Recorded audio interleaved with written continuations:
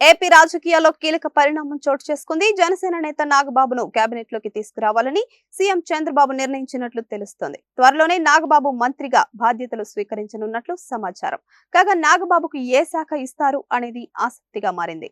మరోవైపు రాష్ట్ర కేబినెట్ లో చోటు కల్పిస్తున్నట్లు వార్తలు వస్తున్న నేపథ్యంలో ఒక్కసారిగా నాగబాబు పేరు చర్చనీయాంశంగా మారింది.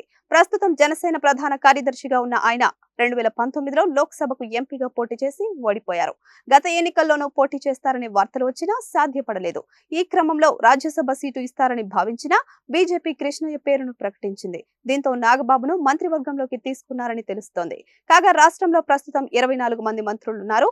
అసెంబ్లీ స్థానాల సంఖ్యను బట్టి మరొకరికి మంత్రి పదవి ఇచ్చే అవకాశం ఉంది. కాగా టీడీపీ పొత్తుల్లో భాగంగా జనసేనకు 4, బీజేపీకి 1 మంత్రి పదవి ఇవ్వాల్సి ఉంది. జనసేన నుంచి పవన్, మనోహర్, దుర్గేష్ ఇప్పటికే మంత్రులుగా ఉన్నారు. జనసేనకు దక్కాల్సిన మరో స్థానాన్ని నాగబాబుకు మంత్రి పదవి ఇవ్వడం ద్వారా భర్తీ చేయాలని నిర్ణయించినట్లు సమాచారం.